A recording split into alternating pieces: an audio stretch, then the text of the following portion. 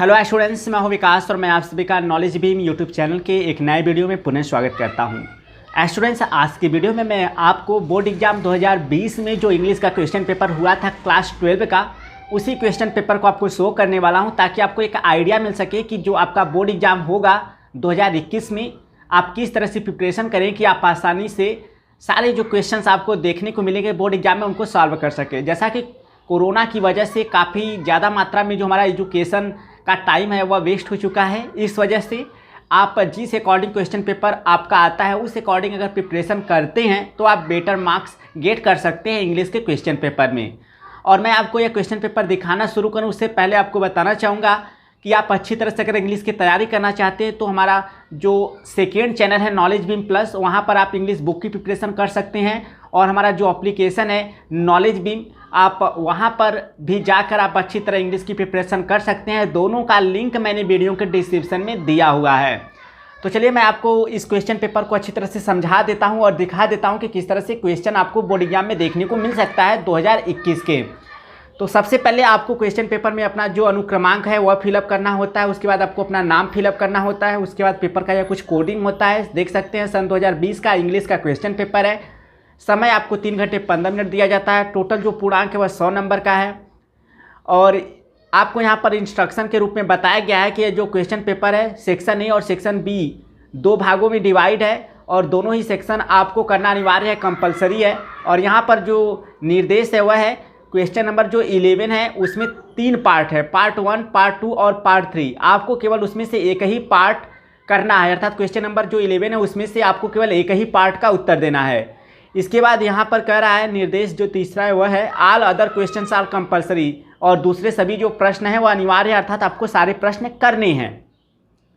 तो चलिए आगे बढ़ते हैं। इसके बाद देख सकते हैं जो सेक्शन ए के अंतर्गत आपका बुक से रिलेटेड क्वेश्चन पूछा जाता है। तो पहला जो क्वेश्चन आपको बोर्ड एग्जाम में देखने को मिलेगा कुछ इस तरह से देखने को मिलेगा, explain with reference to the context any one of the following passage, अर्थात आ रहे पैसेज अर्थात आ रहे गद्यांश में से किसी एक का संदर्भ प्रसंग सहित क्या करना है, एक्सप्लेन, व्याख्या करना है। तो आपको ए यहाँ पर देख सकते हैं ए लिखा हुआ आपको दिखाई दे रहा है, अर्थात ये पहला पैसेज है। आपको इसे अच्छी तरह से पढ़ लेना है और इसके बाद आपको रेफरेंस कॉन्टेक्स्ट के साथ इसका एक्सप्लेनेशन करना है, ठीक है। तो यह होम कमिंग लेसन से लिया गया है। इसके बाद आप देख सकते हैं पैसेज जो दूसरा है अर्थात बी वाला है उसको देखिए। तो यहाँ पर पैसेज जो सेकेंड है वह आपको देखने को मिल रहा है। तो यह आपका विमेंस एजुकेशन नामक जो हमारा इंग्लिश प्रोज में लेसन है उससे लिया गया है।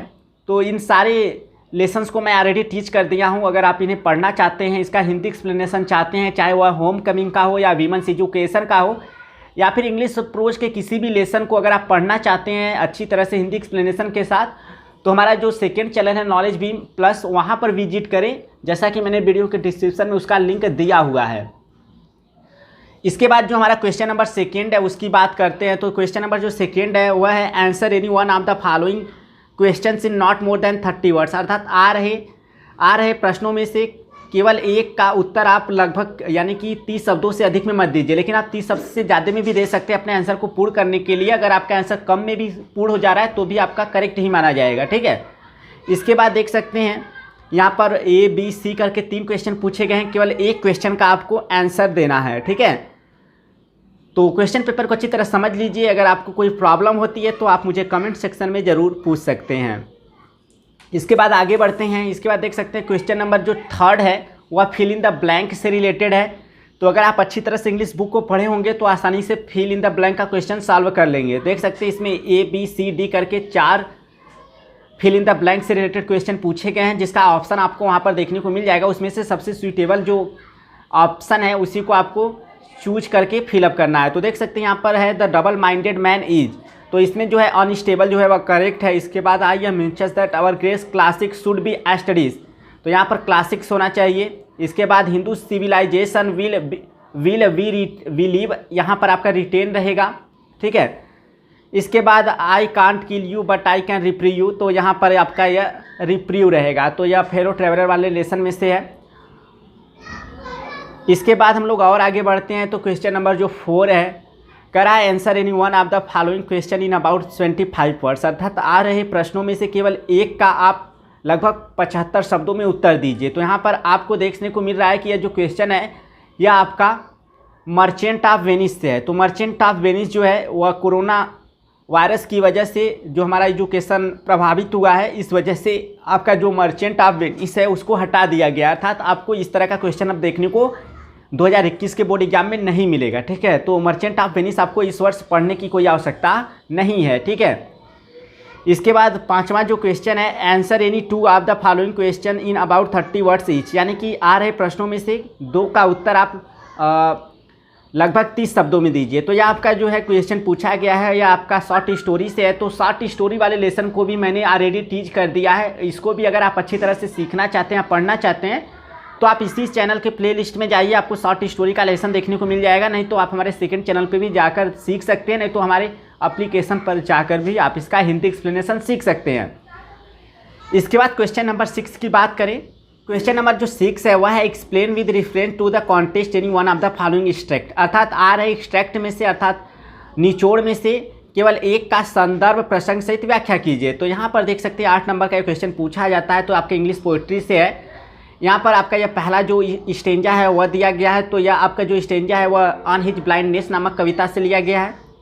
इसके बाद आगे बढ़ते हैं। अगर आप नहीं कर पाते एक्सप्लेनेशन कैसे करना है, तो मेरे चैनल को विजिट करके प्लेलिस्ट में देखिए, आपको एक्सप्लेनेशन करने का आइडिया मैंने वहाँ पर वीडियो बनाया हुआ है। इसके बाद ये जो बी स्टेंजा यानी दूसरा स्टेंजा है, वह आपका कैरेक्टर आपका हैप्पी लाइफ नामक कविता से लिया गया है। तो मैंने ऑलरेडी आपको इन सारे लेसन्स के अर्थात पोएम के जो स्टेंजा है उनका रेफरेंस कॉन्टेक्स्ट के साथ एक्सप्लेनेशन ऑलरेडी बताया हुआ है, आप मेरे चैनल के प्लेलिस्ट में जाकर देख सकते हैं। इसके बाद 7वां जो क्वेश्चन है वो आपको सेंट्रल आइडिया लिखना है किसी एक पोएम पर। तो मैंने ऑलरेडी सेंट्रल आइडिया आपको बताया हुआ है, नहीं तो फिर आने वाले वीडियोस में भी आपको सेंट्रल आइडिया प्रोवाइड कर दूंगा। ऑलरेडी मैंने आपको इन सारे टॉपिक्स पर वीडियो बनाया हुआ है, आप देख सकते हैं मेरे चैनल को विजिट करके इन सारे टॉपिक्स पर सेंट्रल आइडिया।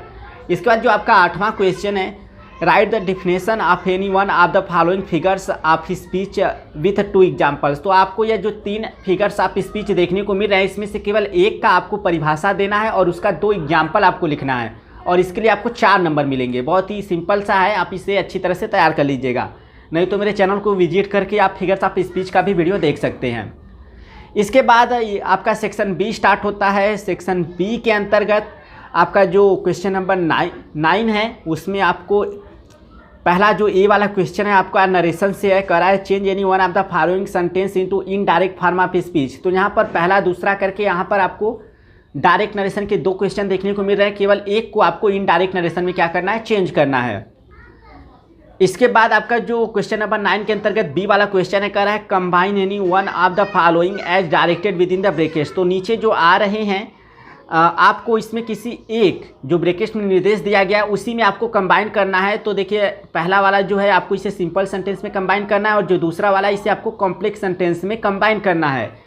तो ऑलरेडी मैंने इस टॉपिक पर वीडियो बनाया हुआ है, आप मेरे चैनल को विजिट करके आप इन्हें अच्छी तरह से समझ सकते हैं। ठीक है, तो मैं केवल आपको ये क्वेश्चन पेपर शो कर रहा हूँ। अगर आप सीखना चाहते हैं कैसे सिंपल सेंटेंस बनता है, कैसे कॉम्प्लेक्स सेंटेंस बनता है, तो मेरे चैनल को विजिट करके आप इन्हें अच्छी तरह से सीख सकते हैं। इसके बाद और आगे बढ़ते हैं। तो हमारा जो क्वेश्चन नंबर 9 के अंतर्गत सी वाला प्रश्न है, देख सकते हैं यहाँ पर transform any one of the following sentences as directed within the brackets. तो जैसा ब्रैकेट्स में निर्देश दिया गया वैसा ही आपको जो है सेंटेंस को ट्रांसफॉर्म करना है। तो देख सकते हैं ट्रांसफॉर्मेशन से रिलेटेड क्वेश्चन है। यहाँ पर एक आपका क्वेश्चन जो है उसे पैसिव वॉइस में ट्रांसफॉर्म करना है, और दूसरा जो उसे कंपैरेटिव डिग्री में ट्रांसफॉर्म करना है। तो मैंने इन दोनों ही टॉपिक्स पर वीडियो बनाया हुआ है, आप मेरे चैनल के प्लेलिस्ट में जाइए, ट्रांसफॉर्मेशन प्लेलिस्ट में चेक कीजिए, आपको मिल जाएगा। इसके बाद क्वेश्चन नंबर 9 के अंतर्गत जो डी वाला क्वेश्चन है वह है correct any 2 of the following sentences.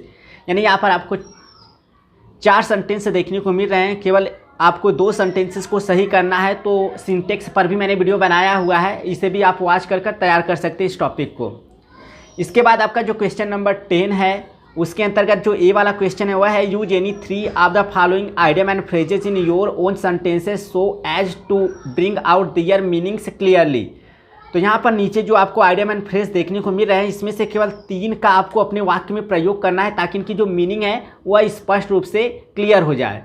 तो यहाँ पर पहला है, देख सकते हैं आइडियम एंड फ्रेज, और यहाँ पर दूसरा, तीसरा, चौथा और पाँचवा, यानी 5 में से केवल आपको 3 का ही आंसर लिखना है। तीनों आइडियम एंड फ्रेज का ही आपको अपने वाक्य में प्रयोग करना है। ऑलरेडी मैंने अपने चैनल पर आइडियम एंड फ्रेज के बारे में वीडियो बनाया हुआ है और ये सारे आइडियम एंड फ्रेज आपको वहाँ पर देखने को मिल जाएगा।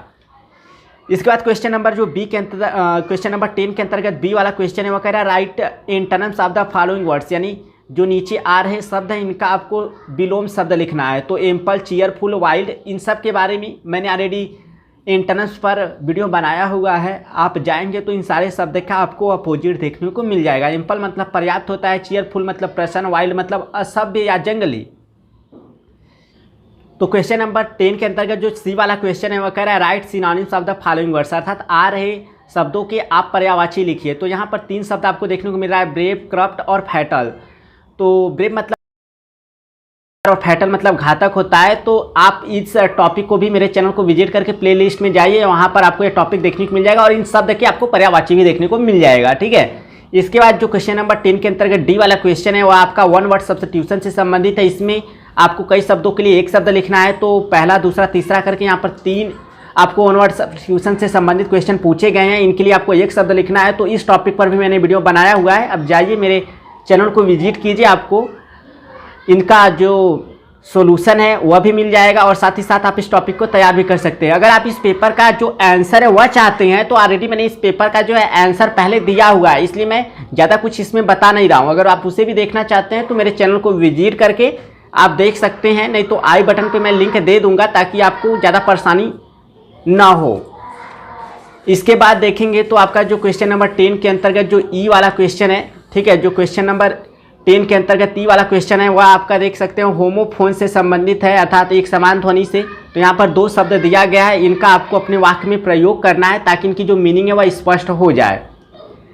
इसके बाद आपका क्वेश्चन नंबर 11 स्टार्ट होता है। तो जैसा कि बताया गया था क्वेश्चन नंबर 11 में आपको 3 पार्ट देखने को मिलेंगे, पार्ट 1, पार्ट 2, पार्ट 3। तो आपको हमेशा ही याद रखना है क्वेश्चन नंबर 11 में जो कि आपका हिंदी से इंग्लिश में ट्रांसलेट करने के लिए आता है पार्ट 1, उसी को आपको क्या करना है, सॉल्व करना है, क्योंकि यह आपके ग्रामर में यही आपको देखने को मिलेगा। तो आपको इसे ही सॉल्व करना है अगर आप यूपी बोर्ड वाराणसी से हैं तो। ठीक है। इसके बाद आप पार्ट देख सकते हैं, यहाँ पर पार्ट 2 है। तो जो पार्ट 2 है यहाँ पर आपको यह नहीं करना है, फिर भी मैं दिखा दे रहा हूँ। अगर आपके एरिया में चलता है तो आप इसको आंसर के रूप में लिख सकते हैं, लेकिन यह जो यूपी बोर्ड वाराणसी के हैं, वाराणसी डिस्ट्रिक्ट के, उनको यह नहीं करना है। देखिए इस तरह से है क्वेश्चन।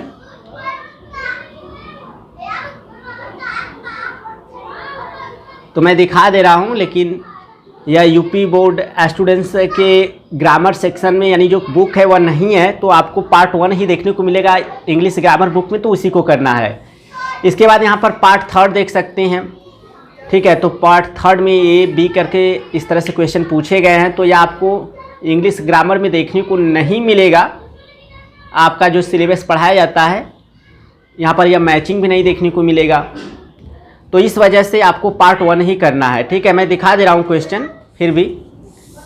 इसके बाद आपका क्वेश्चन नंबर जो 12 है, right an essay on any one of the following topics in about 200 words. तो कह रहा है नीचे जो आपको यहाँ पर टॉपिक्स देखने को मिल रहा है, केवल एक टॉपिक पर आपको 200 शब्दों में ऐसे लिखना है। तो ऑलरेडी मैंने ऐसे पर भी वीडियो बनाया हुआ है, आप मेरे चैनल को विजिट करके प्लेलिस्ट में चेक कीजिएगा, आपको मिल जाएगा। तो यहाँ इस तरह से आपको 5 टॉपिक दिया गया है, केवल एक टॉपिक पर आपको लिखना है। इसके बाद आपका जो नेक्स्ट क्वेश्चन है, क्वेश्चन नंबर 13, वह कह रहा है read the following passage carefully and answer the question that follow. तो यहाँ पर आपको ये नीचे जो पैसेज देखने को मिल रहा है, या आपका जो यह पैसेज है इसको आपको सावधानीपूर्वक पढ़ना है, इस पैसेज को, और जो आगे प्रश्न पूछा गया है, जो नीचे प्रश्न पूछा गया है, उस प्रश्न का आपको उत्तर देना है। तो देख सकते हैं यहाँ पर, और जो पैसेज का शेष है इस साइड है, और यहाँ पर जो है वह क्वेश्चन पूछा गया है। वीडियो पॉज करके पैसेज को पढ़िएगा और ट्राई कीजिएगा आंसर देने का। तो स्टूडेंट्स, यह था आपका जो बोर्ड एग्जाम 2020 में इंग्लिश का क्वेश्चन पेपर हुआ था क्लास 12 के स्टूडेंट्स का। तो मैंने आपको यह क्वेश्चन पेपर शो किया। आई होप आपको यह क्वेश्चन पेपर काफ़ी हद तक समझ में आया होगा। मेरा मेन एम जो था वह था क्वेश्चन पेपर आपको शो करना। अगर आप इस क्वेश्चन पेपर का आंसर चाहते हैं तो मेरे चैनल को विजिट कीजिए, आपको इस क्वेश्चन पेपर का जो है सॉल्यूशन भी देखने को मिल जाएगा। मेरा मुख्य उद्देश्य जो था आपको ये क्वेश्चन पेपर केवल शो करना था। तो इस वीडियो में फ़िलहाल इतना ही। उम्मीद करता हूँ आपको ये क्वेश्चन पेपर काफ़ी हद तक अच्छा लगा होगा और मैंने आपको काफ़ी अच्छी तरह से स्पष्ट भी किया। और अगर आप 2021 बोर्ड एग्जाम में सम्मिलित होने वाले हैं तो इस क्वेश्चन पेपर को अच्छी तरह से समझ लें कि किस तरह से क्वेश्चन आपको देखने को मिल सकते हैं। तो इस वीडियो में फ़िलहाल इतना ही। मिलते हैं नेक्स्ट वीडियो में, तब तक के लिए thank you so much for watching this video.